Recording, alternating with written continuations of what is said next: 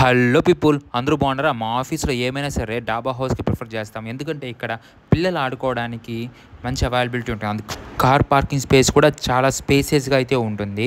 ఇంకా amperes and lighting విషయాలకు వస్తే మాత్రం చెప్పనక్కలే లేదు.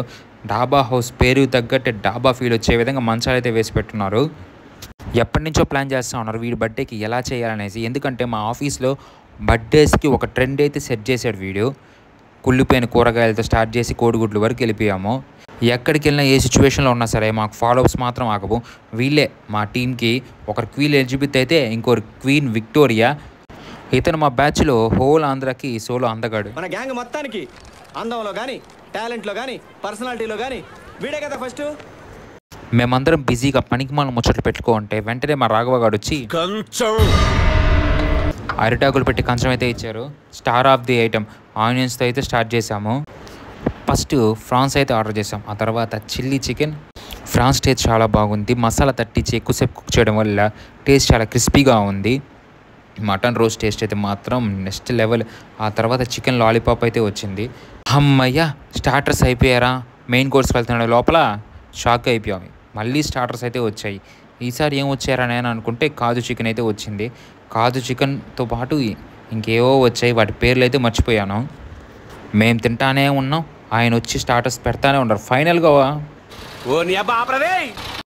రోటీస్ ఆర్డర్ చేసి వాటి కాంబినేషన్గా అన్ని చికెన్ కర్రీసే తీసుకున్నాము. మొగలాయ్ చికెన్ నుంచి రంబా చికెన్ వరకు. ఇంకా చాలరా బాబు, ఇప్పుడే చాలా హెవీ అయిపోయిందని చెప్పాను. వెంటనే మా రాఘవ గారు ఇష్టంగా ఫుడ్ పెడతా, నేను ఎంత పెడితే అంత తినాలి, ఏది పెడితే అది తినాలి, ఎలా పడితే అలా తినాలి, లేకపోతే కంట్రోల్ తప్పిపోతా తింటా. మధ్య మధ్యలో మా రాజేంద్ర అయితే కామెడీ అయితే చేస్తూ ఉన్నాడు. ఏ అకేషన్ అయినా సరే బిర్యానీ అనేది ఏది వేస్ట్ చేయకుండా ఆర్డర్ చేసింది మొత్తం తినేసాము.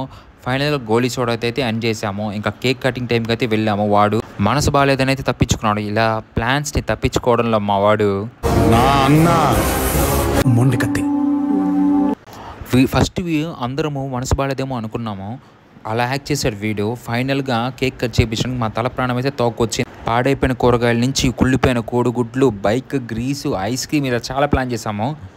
యాక్షన్ చేసి అయితే బాగా తప్పించుకున్నాడు. ఈ పెళ్లి అంటాడు. ఆ పెళ్ళి ఏదో అయిపోయి వాడికి లేపుపై పెళ్లి చేసుకుంటావు, నీకు 16 మంది పిల్లలు పడతారు, వాళ్ళు ఒక్కొక్కళ్ళు ఎంతో బాగా చదివి కాలేజీలు దాటిపోయి పారని వెళ్తామని ఏడుతారు, నువ్వు తెల్లారులు అడ్డమైన కాన్సులేట్ దగ్గర కోంగలా నిలబడతావు. ఇది నా శాపం. Please like, share and subscribe to PY Middle Class World.